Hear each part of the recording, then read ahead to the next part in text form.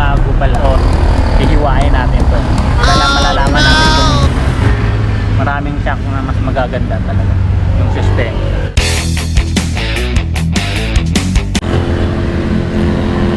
Alright mga tol, what's up? Good morning. So for this vlog mga tol is meron lang kasi na nag-comment dun sa ating YouTube channel mga tol. Sabi nila rito, update boss dyan sa shock. Boss, walang leak till now. So ang masasabi ko lang mga tol, yung ginagamit kong shock na Sayan. So bago yan mga tayo, papakita ko muna. Yan. So yan sila. So ngayon mga tol, papakita ko sa inyo mga tol itong update sa ating shock na ginagamit mga tol. Although ano na siya, mag 12 month, mag 1 year na rin siya. Hanggang ngayon, wala pa naman ako nakikitang leak. Wala ako nakikitang leak. Yan. So ito yung update natin. Shout out nga pala sa inyong dalawa.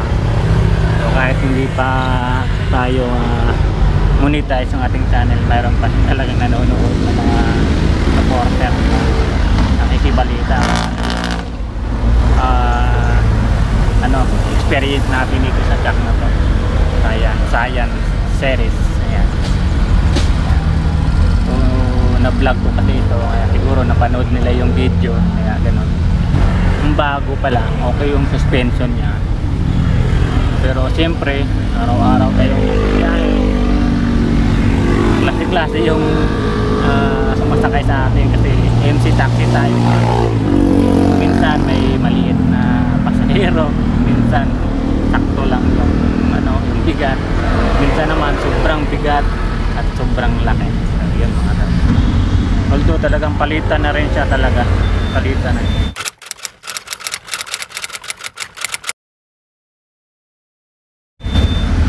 Pero sa ngayon, siyempre wala pa tayong pumalit. Yan. Tsaka meron ding nag-comment sa akin ito. Sabi niya sa akin. Dito, babasahin ko lang dito. Yan, sabi niya ano ba yun sabi niya? Sabi niya kung basta may nag-comment sa akin kung boss, may laman ba yung yung di ba yung shock? Usually sa mga shock may baso ganito, ito may mga ganito. Tinatanong niya kung mayroon daw laman ito. So yan ang gagawa natin din ng content mga tol. Pag nagpalit tayo ng shock, ito hihiwain natin to. Kaya malalaman natin kung legit itong shock na to, kung mayroon talagang laman. May laman dun sa loob. Alright. So antay-antay lang mga tol. Siyempre wala kasi tayong marami pang pera. Dahan-dahan lang. Uy, may gatlo na rin ito. Gatlo na rin. Biyak na rin. No? So yung gulong natin mga tol, kaya naunahan kakapalit lang namin yan. Ano yan? Pico Cobra, nangangagat. So, yung gulong natin Pico Cobra. Nangako kasi tayo na doon tayo bumili. Saka okay na rin yun, masubukan natin kung okay ba yung gulong ng Pico Cobra gulong. So ano naman yan gawang yan Japan technology yan. So yan, alright. So yung shock natin ito mga tol, ito na yung update natin.